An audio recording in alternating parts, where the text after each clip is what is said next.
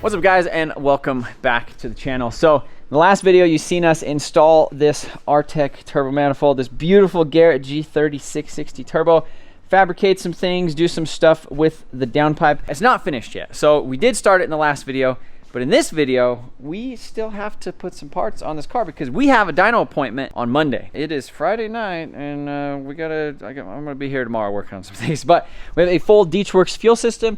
We have the Hondata S300 ECU. We have an electronic boost controller. This thing pretty much had a brand new clutch in it when we got it, but it was set up for like more of an NA setup, so it was an Exedi OEM organic disc, which would maybe hold a little bit of boost, but we want it to hold a little bit more than a little bit. Not too much, but we want it to have the capability. So we have this brand new ACT clutch right here, 6-pad, and that thing should hold like 500 and some foot-pounds of torque. Also, I got that off MotionAutoperformance.com, where every $5 spent on performance parts gets you entered for a chance to win this thing, and the giveaway ends at the end of this month, which is March 31st. Over here, we got Garrett on the bench. What are you doing? Tying up loose ends. Loose ends? This is an AN setup that we're going to use for the water to the turbo. So I kind of like mimicking like how OEs usually do turbo systems with hard lines and stuff like that. So we're basically going to wrap this around the turbo and kind of stick it out in a way that like we can just hook rubber hose to it. So we move all of the, I don't know, hose away from the hot parts. So yep. I really like it. So he basically took a piece of brake line right here, right? Yep. And then this fitting, which is like a hydraulic fitting, but it's like a 4N. Yep. Right there. We have a local hydraulic place, and you take your line and they'll give you this, and they'll give you hose, you cut it, you put it back together, you put it in the right orientation, and then you bring it back to them to crimp it. But instead of doing that, you just got the fitting, and he's gonna weld onto it, and then that will get us, like you said, away from all the hot parts. And again, that's one of the coolest things about, I think, what we're doing with this version of this like turbo Honda is it's literally like OEM style turbo manifold with a Garrett G30. We have a Turbosmart wastegate that is going to be recirculated into the downpipe. We have AC, power steering, front mount intercooler. We have an actual air intake, which most people like that turbo Hondas, it's just like they have an exhaust out the hood, no AC, no power steering, no nothing, no filter. That's not how we're doing this. So this is a really cool package. It's coming together really nice. We have HKS blow valve on here. Also, we have this little catch can setup. So this actually goes in your oil filter house, or your filler neck, comes out to two 10-ends, and then we're gonna run that over here. A lot of loose ends to tie up because we have the AC. We got to run the lines for the AC. These are all custom lines and stuff. Basically in the last video, there just wasn't much room for the condenser, so we're gonna get a fan behind that. We have the intercooler already mounted, and we did a same side intercooler, which is kind of interesting for a B series, but what that does is now we get to keep the washer bottle as well as keep all of, you know, the turbo piping away from all the exhaust and the downpipe on that side of the engine. So coming together really, really, really nice. But we have a dyno appointment to get to, so let's get to work.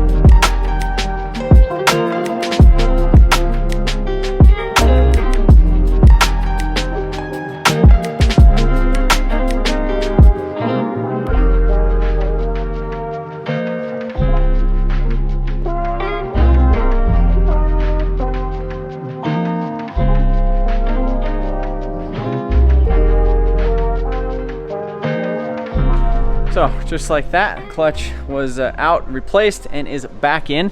And we have some really good news. Normally when you pull things apart, you find bad news, but we actually have some really good news, because if you look right through that hole, see that daylight?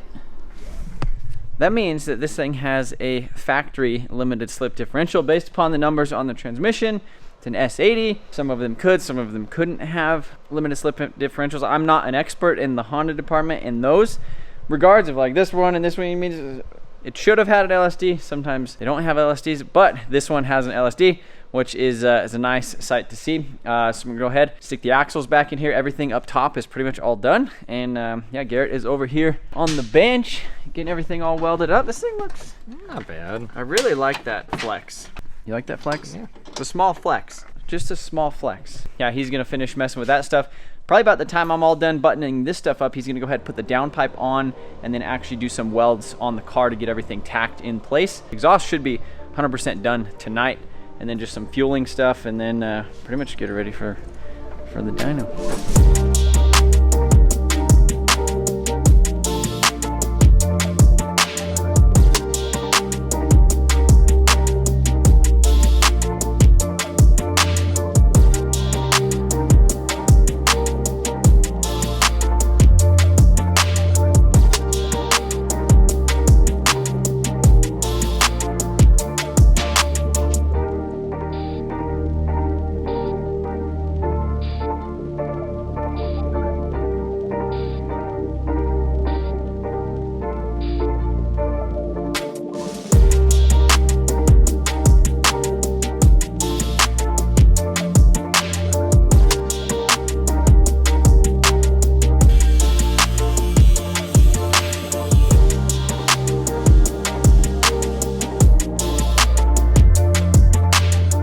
So everything is all finished up and final welded. I'm kind of glad the AC condenser is not in here so we could look at that. Yeah, I know, like, right? Just that whole like package of tubing and pipes and just everything looks really, really good. So yeah, then that small little flex right there. I love that little flex. Like even though it's not a big flex, nice little flex. I think it just adds, I don't know, it just makes it look rowdy. I don't know why, but just like that. Very purpose built, you know. Yeah. Very looks really good. professional. So yeah, I mean that little 180 right there, that turned out perfect.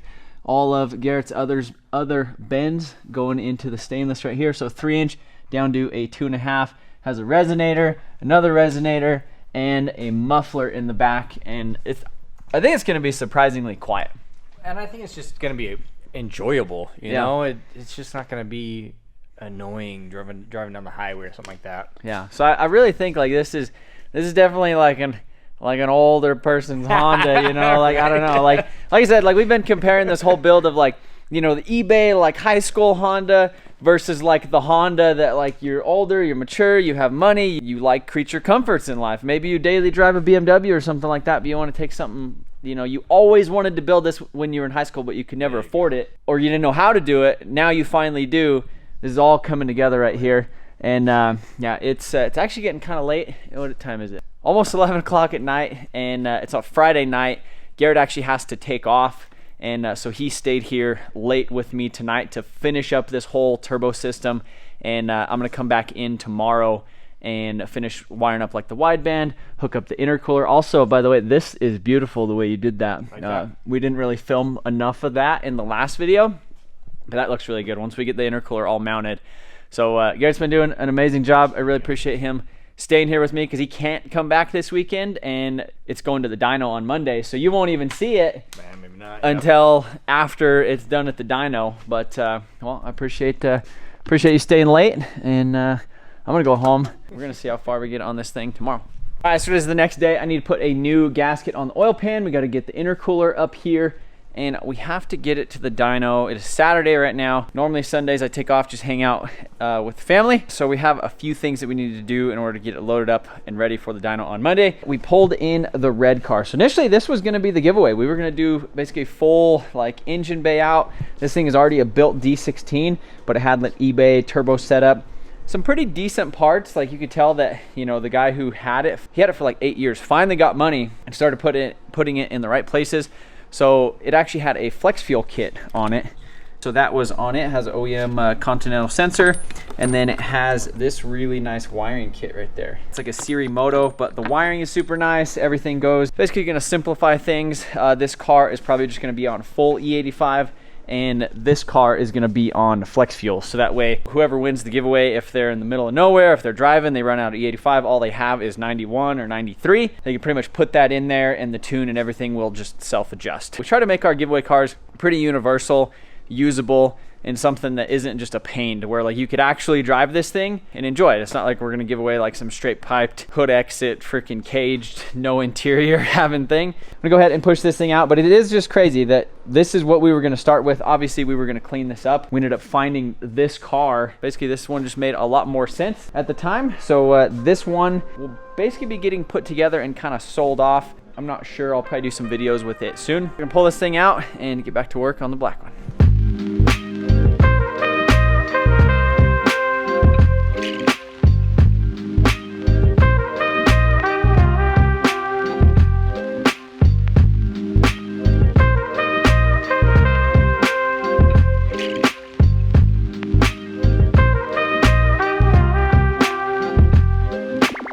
All right, so Civic is back. Pushed it back a little bit on the lift so I could actually have the doors open almost all the way. That's kind of the nice thing about having such a big lift, is because you can do that, and you can see most of the weight is right here. The rear arm just extends back pretty far, so you can pretty much open the door all the way. Obviously, we have a stock fuel system on here right now, so I'm working on installing some Deatschwerks stuff. So we have a fuel pump hardwire kit, we have some 1000cc injectors, we have a fuel rail, and what I'm actually already got started on right here is this Dw400 fuel pump. Got that installed. It's actually kind of a tight fit. It definitely isn't meant to go, and I don't think Deatschwerks actually offers a 400 kit for a Civic. I made it work. So as you can see right here, it's a little bit bigger. It had like this Delphia thing on it. It's like a 150 LPH, which we could have went with a DW300 and been fine, and it would have almost been a drop-in solution. Having this 400 in here will give us room to grow with the car, or give whoever wins the car room to grow, where if they want to make like 600 horsepower on E85, like they should be able to do that. I'm using these little crimp connectors right here. You can get these off of Amazon. I'll go ahead and I'll put a link in the description, but they work really well. It's like an OEM style crimp. As you can see, crimps down there, and then we have that crimp right here, and then what you do is you just go over it with some adhesive lined heat shrink, like I did right here for the power cable, and it looks really good. It looks like how OEM would like splice something like that, so I really like that. And let me get this thing installed in the car, and then I'll show you guys that.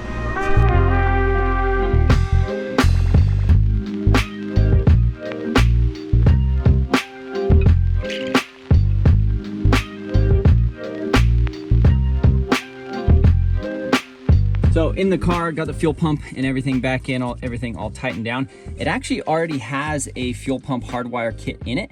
I'm not sure from where, but it actually looks like a pretty decent setup. Probably just some, you know, aftermarket Honda company. You can see they tapped in right here for the signal. That basically runs out to trigger the relay. Then it runs back with the power from the relay to actually go into this thing. So it basically, you know, has like a little mock connector there, and then this is the one that actually goes into the fuel pump.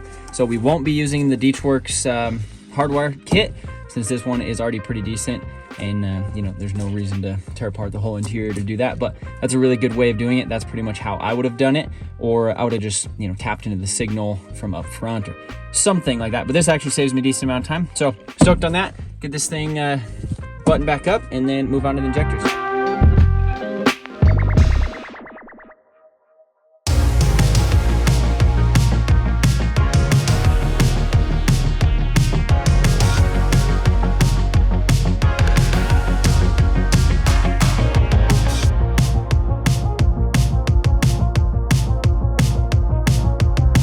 So got the fuel rail put together. See banjo fittings on this side. There is a plug right here on this side. That's like an 8-an ORB. So let's say you did want to run like an 8-an feed and a 6-an return, or 6-an.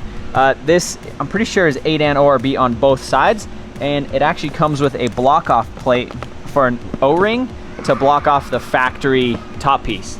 Also, these injectors came with some new clips, so I'm gonna have to wire these into the chassis.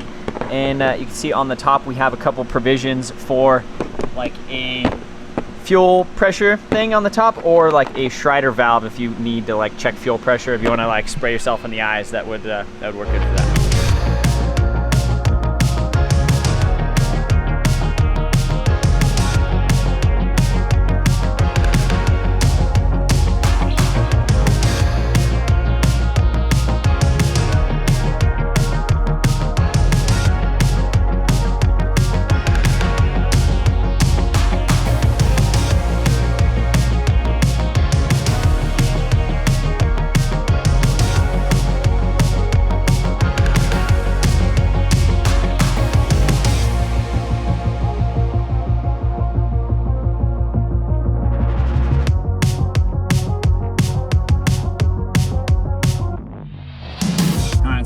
inside the car now with this ECU. So this Hondata was actually sent out to Burton Racing, and it has been converted for the Hondata S300.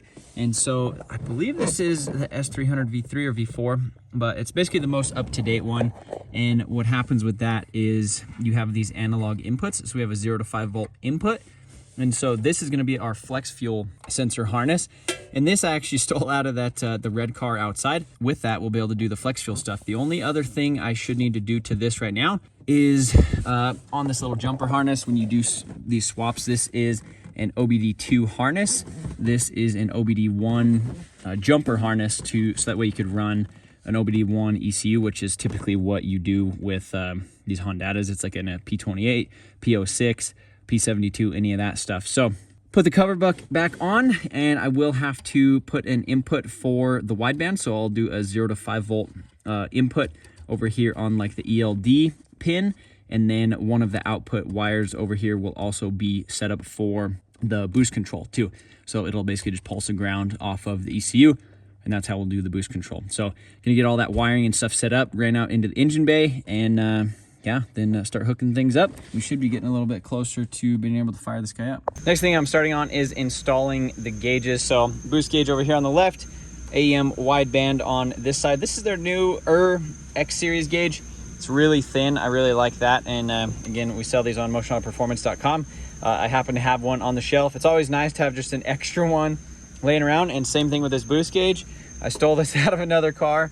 And yeah, so we're gonna go ahead and remove this thing. I did think about swapping this thing over to an SI gauge cluster, but I just figured we would stick with the OEM since this car is such low miles. So once I get this installed, I'll start running all the wiring.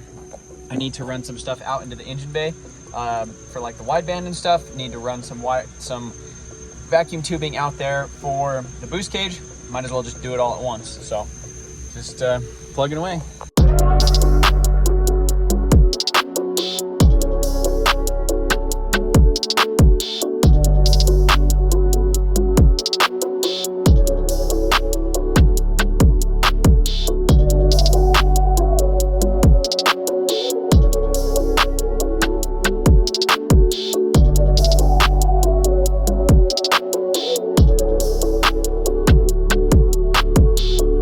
So didn't make it that far last night, or didn't get it as far as we need to. It is Sunday. It's technically Monday. It's 1 in the morning, dyno appointment. And if I didn't do anything last minute, I wouldn't do anything at all. Wastegate is hooked up and plumbed in with the boost controller. So I went ahead and ran the wires for the boost controller inside right here. I have a vacuum line going to the boost gauge inside. I have the wideband going inside, and I have the flex fuel sensor hooked up on the return hose for the fuel. All of that is hooked up with the boost controller right here. So I have this positive source coming out of the compressor housing. There is a little nipple or an 1/8 NTP. So I did a nipple on that. So we have boost going to the bottom of the wastegate. You always want to put boost to the bottom of the wastegate first. That way it forces that diaphragm up and opens it. I have it kind of prioritized because I have it straight on the T. And then I have it teed off going over here to the boost controller into the number 1. So 1 is the input and 2 is the output. So this number 2 goes actually to the top of the wastegate. And this right here is a vent to atmosphere. So what ends up happening is if you blow in this line, it should blow air out of the top of that, which makes sense because if you're pushing a diaphragm up from the bottom, there's going to be a little bit of air trying to push out.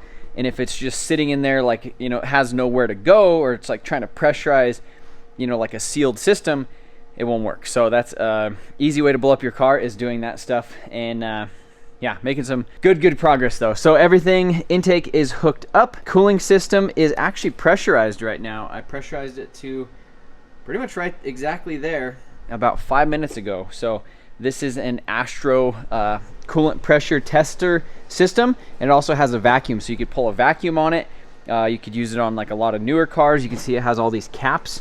But the nice thing about, you know, working on a car like this, that we literally had the whole entire cooling system out of it, radiator, new hoses, the lines going to the turbo. It's nice to just pressurize it before you put coolant in it, so that way you're not chasing your tail, or, you know, you make a big mess all over the floor. Literally, as soon as I know, put coolant in here, it's not gonna leak. ECU down here on the floor, jumper harness is hooked up We have the wideband pinned into the ECU. We also have the flex fuel sensor hooked up and powered, and we have the boost controller through a ground that is going to pulse out of the ECU. Already been kind of messing with the Hondata stuff, have that figured out with all of the right inputs and outputs, and already have a base map pretty much set up for this car. Now we have the boost, we have the air fuel, we have all that stuff, and everything should technically work if we plug it in. So I have the battery charging right now. I'm gonna go ahead, I guess, put some coolant in it, load that base file on the ECU, turn the key, and see if this thing rips.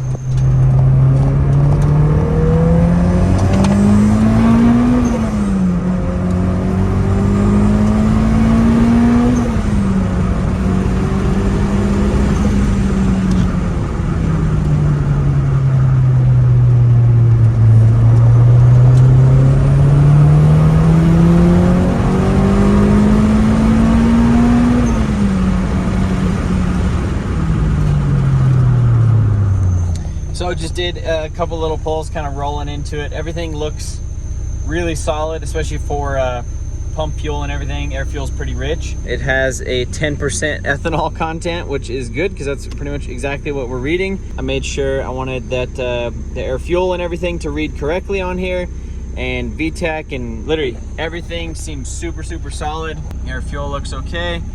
We have boost. The map sensor offset, I think it's off by about 5 pounds. It was hitting about 7 on the gauge right here. In the ECU, it was showing that it was hitting like 3. And so that makes sense because when you're just keyed on, it shows -5, inches of mercury or whatever. When it's just keyed on, not even idling or anything, just with it just sitting with the key on, engine off. So 3 in the morning, I think everything looks super solid with this thing. It's kind of interesting now, like before I used to rush the process and I would as fast as I could start it and take it for a test drive, I didn't care. Literally, this thing stayed on the lift until it was like 100% done. We had a little fuel leak once we first started it up, but literally, like, since I pulled it off the lift, everything has been super solid. Everything with the ECU is good. Everything has been like wired correctly. The only thing I did have to do was go in and do the sensor ground for the wideband to get that to actually start working correctly. So yeah, everything seems super good. So I'm gonna make sure I get me plenty of ethanol and put this thing on the dyno tomorrow and see how she's going. So I gotta get this thing loaded up. It's 3 in the morning and I gotta go to bed.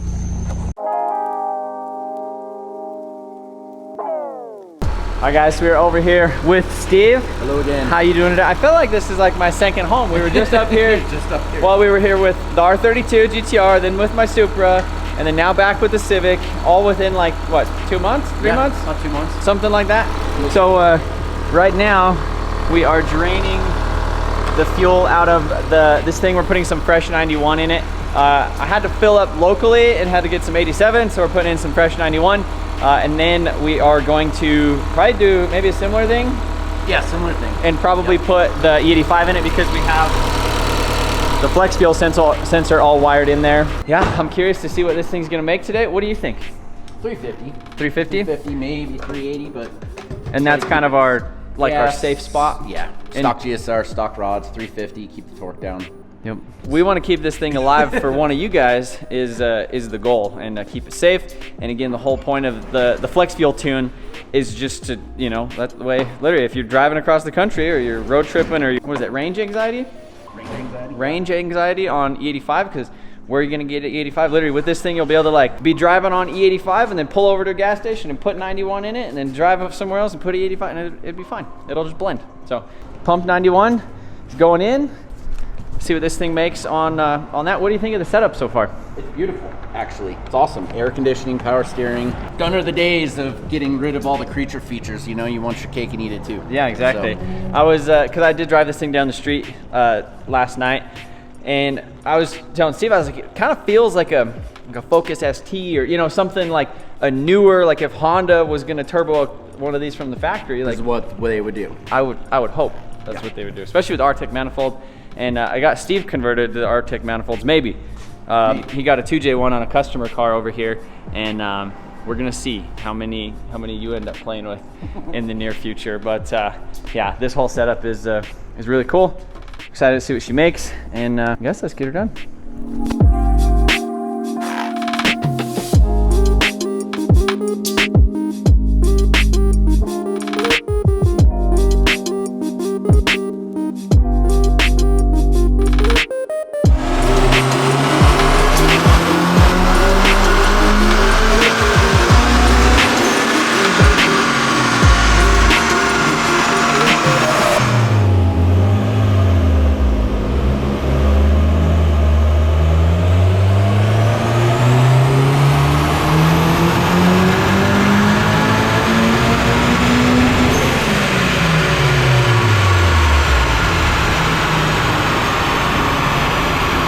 So Steve just did the final pull on pump gas and 91. So Steve, what was that, 8 pounds? 8 pounds. 8 pounds and 350. That's where we wanted to be. That's literally, that's exactly what he said. He's like 8 pounds, 350 horse, we'll stop there. And so that is on pump fuel. Pump fuel. And then on E85, we're gonna pick some power up, so we may bring the boost down a little bit. You know, it's a completely unopened GSR. Yeah. And like I said, people have pushed them further, but to keep it healthy and happy. Could we put boost at the top? We can bring it in at the top. Yeah, we can ramp it in. So we'll keep an eye on what the torque does, how fast the power comes in, and if we need to, we can just bring the boost up towards the end. So like play with it a little bit more. Where you don't want the torque? Like what RPM and how much is too much? I like to keep it on the low. You want to keep the torque down on the low cam, so we don't try and bend rods or have problems. Or push a head gasket, or push a head gasket, or all of the things. But 350, like what do you think this thing made NA? 160, 180. A healthy GSR. Yeah. And so this thing NA was like quick. It wasn't fast, but it was like quick, especially like if you had it on a track. This thing making 350 on pump fuel, and it'll probably make 350 on E, maybe a little bit more. It might make a little bit more. It might make a little bit more, but what's nice is the power band on it is really smooth. Like even on the dyno, it's not, you know, people want that hard like turbo hit, and this just pulls really nice to redline, so it's kind of going to be a nice manageable horsepower for the street. And so we did with the turbo we selected, we did the G30-660 with the 101 AR exhaust housing. So we did a bigger exhaust housing to try to keep that torque out. Do you think that's looking? Absolutely. You probably could have gone with the 80 or even the 60 housing on this, and it would have had that really hard torque hit, but we don't want that. It's like we don't want that. Not with this. And that's really like nice linear smooth power band on it. So what is the process now? Drain the gasoline out, put E85 in it, and go for ethanol. And so with the flex fuel blend, what will you have to do? Is that at this point we set everything up, right? We tune on our base fuel, and then theoretically, in air quotes, theoretically, we should just be checking to make sure that the computer corrects appropriately for the ethanol side of things. Yeah. Usually we do have to go in and make some adjustments, some small adjustments, but yeah, so it's crazy. We'll literally like drain this fuel out of it, put E85 in it. He'll probably make maybe 2 pulls, maybe 3. And as long as everything looks good, then we're done. Then we're done. It's crazy. Steve's the man.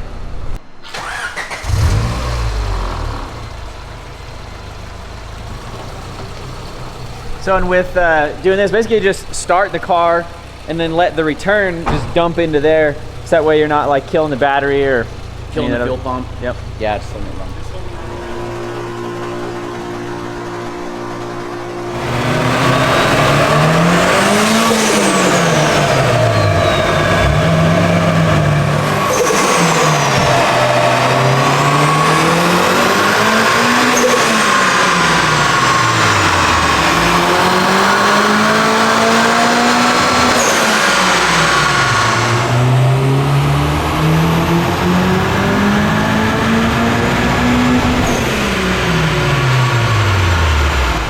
So this is what happened when we switched over to the E85. So picked up just a little bit more power. So Steve is gonna go ahead and do the final run, clean up a couple things. If everything's good, then we should be done.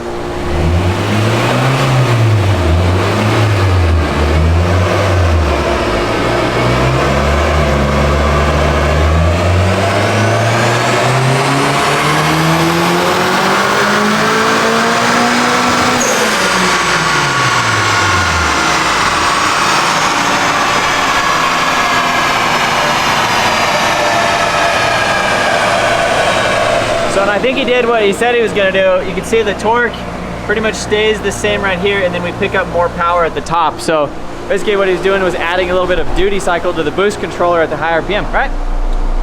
Actually, I just gave it a little bit of ignition timing. Oh. Yep. So ignition timing, not boost. Yep. Give it a little ignition timing. Cool. That's it. I think this is good. I think it looks good to me. I mean, 370, that's over double what this thing would have made in A, and we're only on 8 pounds of boost. That's sick. So what do you think this turbo would make on 20? 500. So if this thing had a built motor. If it had a built motor, we're not in the happy area of the turbo yet. Yeah. I think we need to get to about 14, 15 pounds, and then it'll really start to perform. So yeah. But it'll send this motor bye-bye. Yeah, the rods would be hanging somewhere down there. You guys know that scented hoodie that we have? That's what would happen with the rod. It'd be on its way to the moon. So yeah, that's pretty much it. I guess we're gonna go ahead, get this thing unstrapped, get her loaded on the trailer, and head back. I can't wait to drive this thing and feel how it is on the street, because this chassis feels so light. You know, just feels so light that, you know, and adding an extra 160 horsepower to this thing is gonna really rip. I mean, adding 200 horsepower. You think we added 200 horsepower? Oh yeah. Why do Hondas do that? They are just a really efficient engine. Yeah, there's no two ways around it. You know, everybody loves motors for their reasons. Everybody loves 2Js for their reasons and RBs, but there's no argument. The most efficient engine is a Honda. Yeah. Think about a K series. Horsepower per liter, horsepower per cubic centimeter, whatever you want to call it, there's nothing out there that is efficient as a Honda. Honda boy for life, right? Yep. Now they just need a V8, like, we just need some more displacement with that. A larger one, yeah. That would be nice.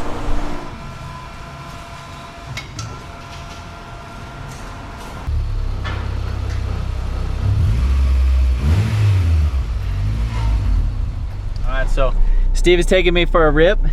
How often do you get to drive the cars that you tune? Not very often. I mean, I can. You just probably choose not to. I choose not to, you know. Yeah, you know, everybody knows what happened a few weeks ago. Yeah, things happen, but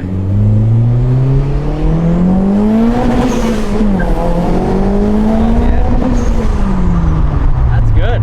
Speed limit on the side street. Speed limit on the side street. It just feels so good. It wants to just keep revving. It does want to keep revving. Let's put some springs and retainers in. You can take it to like 9. Really? Should I do that? I think you should. What do you think? Should we? Like, part of me almost wants to build the motor for this thing. Like, if we could do like a 1-day engine build. Like, have you seen, like, people literally pull the oil pan and head off in the car. Yeah. They drop the pistons and rods out. They throw new ones in it. Would you? Should I do that? I think you would like it. I think, and then we come back and we can make 500. Boom. This, just like that, literally. We could probably build the motor on the dyno. We wouldn't want to do that, but like we could. But you could. We could. And it just drives nice too. Doesn't it feel like so weird to be in a Honda? It's a pretty tight EK. 71,000 miles though, it's a low mile EK. I know, look at the interior, the headliner. Super clean. These things aren't broken. It smells new. Yeah. When you close the door, it gives you that new car clunk when it shuts.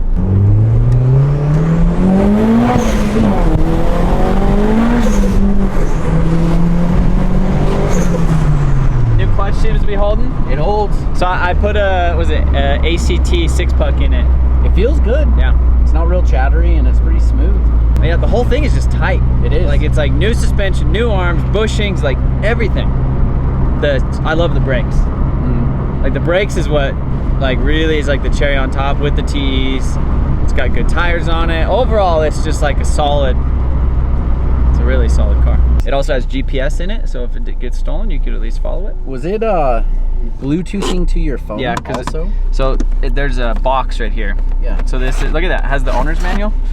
Wow. When have you seen one of those? Not in a long time. In a Civic. So yeah, this thing, it's just Bluetooth. So as soon as the ignition's on, it connects to my phone, and then you just do the volume and everything on your phone. That's super cool.